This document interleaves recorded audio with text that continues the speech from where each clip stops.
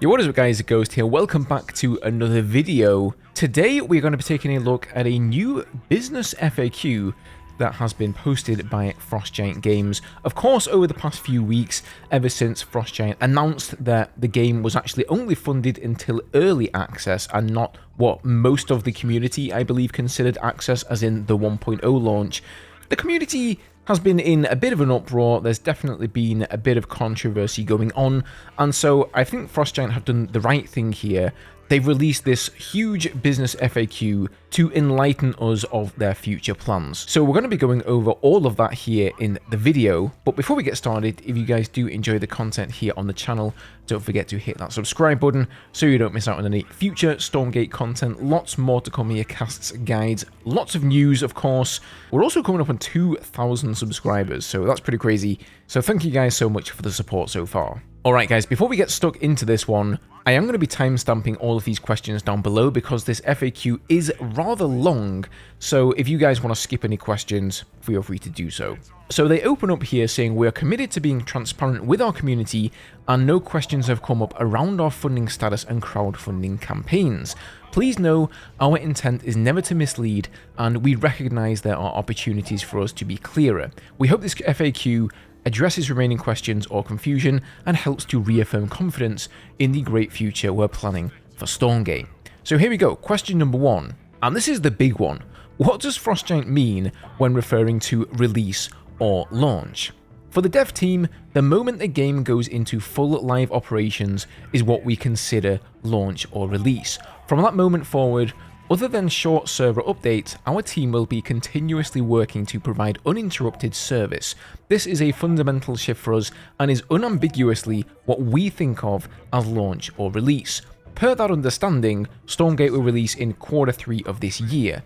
This is our early access milestone, and we expect to spend at least another year polishing the game and expanding the scope for the next milestone, the 1.0 release, and then another year after that for the next major release. As long as the market supports it, we hope to continue expanding and improving Stormgate for a very long time. So I think that's where a lot of the confusion came from. Most of the community and just, I guess, people in general who aren't perhaps involved directly with game development assume that when the game was funded to release, they're talking about the 1.0 release. They're talking about the main release of the game where there's most likely going to be a pretty big marketing push. But I suppose it makes sense coming from Frost Giant that they're just talking about when the game goes live, anybody's going to be able to jump in and play it, and they have to then continuously support the game from that moment onward. Alright, next question here. What do we plan to include at early access? So we plan to provide 1v1 competitive 3-player co-op against AI, 3 free introductory campaign missions,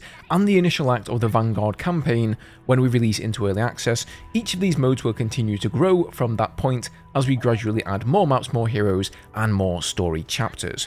After the initial release, but still during the early access period, we intend to introduce the first version of our 3v3 competitive mode, our 3-player cooperative experience for campaign mode, and we plan to provide the first version of our editor. We may also share an early look at other features that we are playtesting. So I do think that somewhere down the line they're also planning to give a bit of an early look at the editor. I believe that was the final stretch goal for the Kickstarter campaign that was of course achieved. So we should be seeing that at some point. I'm not sure if that's in early access or pre-early access, but I digress. Okay, now we get into some finance stuff here. How does Frost Giant expect to finance the release of Stormgate? Independent studios typically require additional rounds of venture capital to release their games. However, Frost Giant is fortunate to have already garnered strong investor support. Prior to our Kickstarter, Frost Giant raised enough capital from investors to release Stormgate into early access.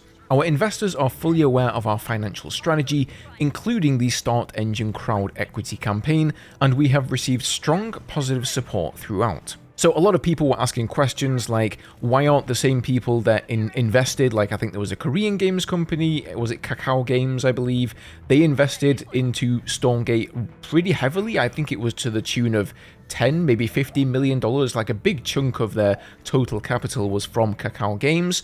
And why aren't they just giving them more money rather than them starting this crowd equity campaign? I know that was a question a lot of people had, and it seems that they have been completely clued in as to what Frost Giant's plan was, and it seems that this crowd equity campaign was part of their plan all along. Okay, next question here. What is the purpose of the Kickstarter and the StartEngine campaigns? So the Kickstarter campaign primarily funded physical collector's editions and offset the server costs to provide wider beta access.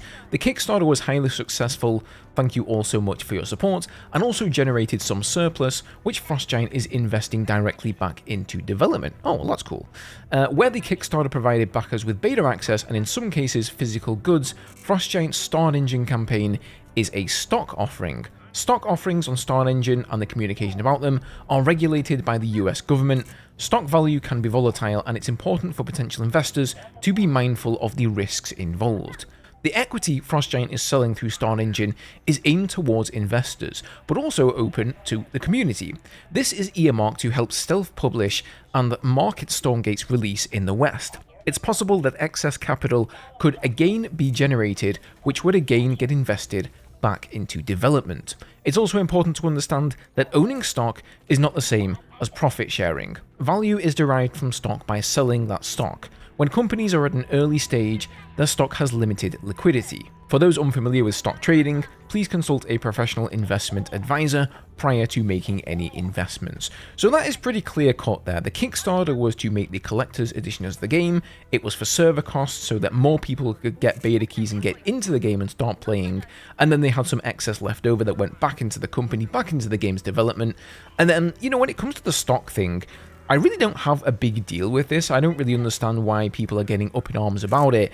Nobody's forcing anybody to invest in Frost Giant games any more than they want to, and I think they've made that pretty clear here. How will Frost Giant fund continued operations after early access release? The goal of Frost Giant's initial early access release is to deliver a profitable product, which sustains ongoing operations on the strength of its sales. Frost Giant has worked for years to build Stormgate and to create awareness. Positive indications from the Kickstarter and the Steam Next Fest performance lead Frost Giant to expect that Stormgate will be successful at early access, while acknowledging that there is always some degree of risk. So it's no secret, right? Once the game comes into early access, they're going to have the online store, microtransactions are hopefully going to start generating some revenue, but I do wonder what are they actually going to have for sale on the store. I would be very interested to know that. They have said that they're going to release early access with 3 campaign missions. Does that mean they're going to release 3 of them for free?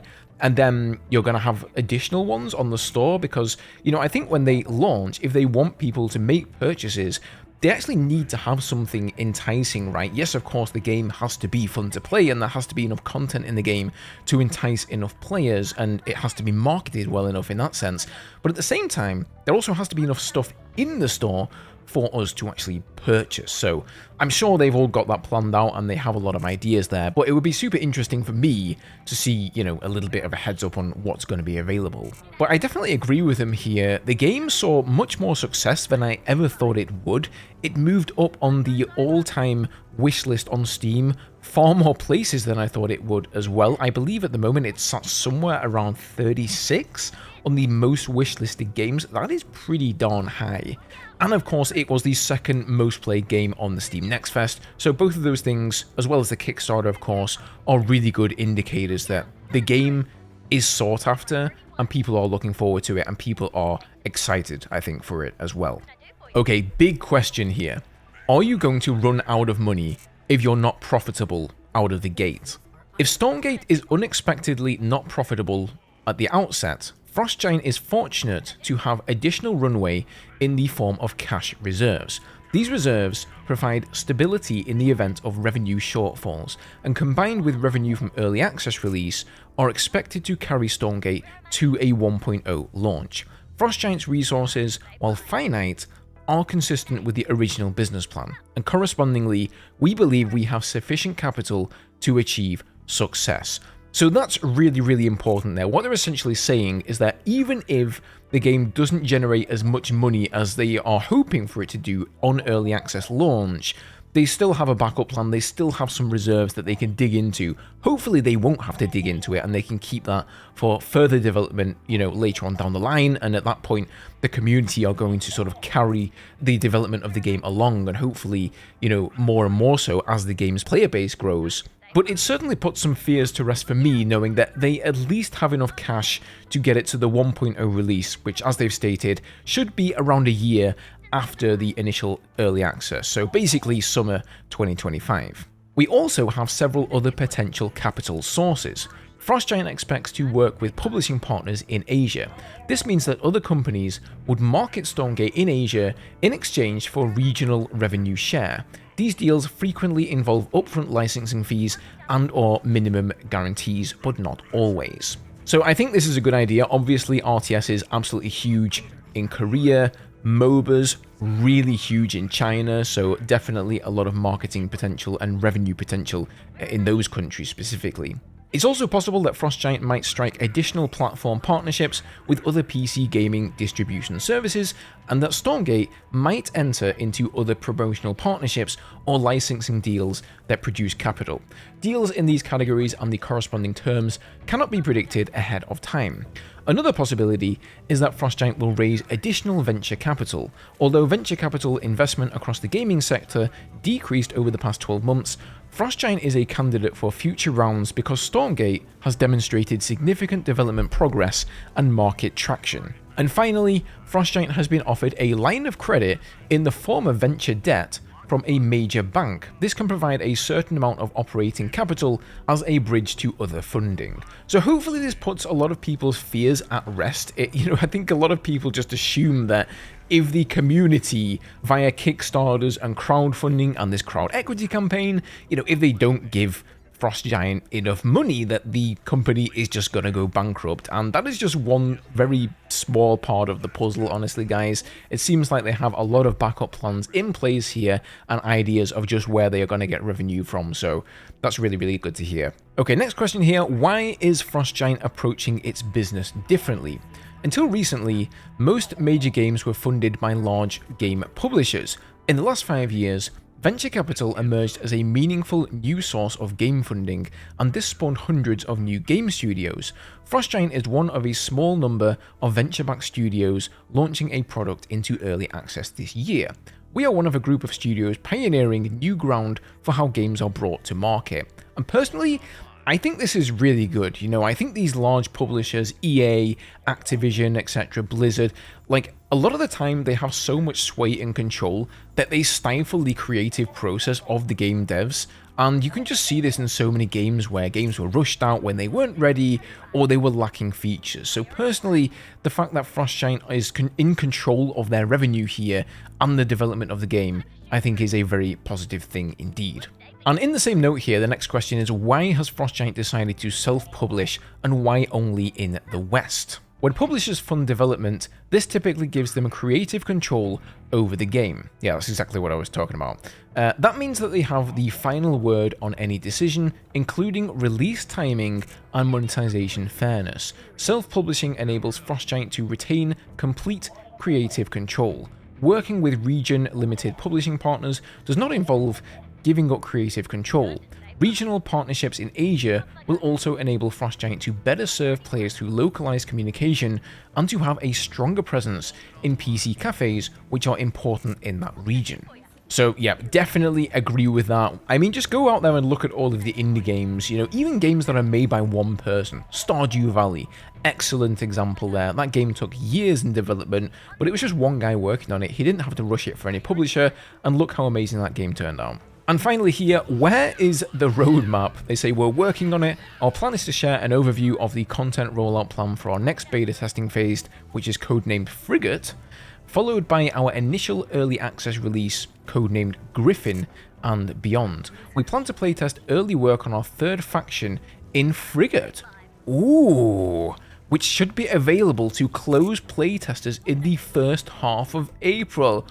Oh my god, well that's very interesting. I wasn't expecting that whatsoever.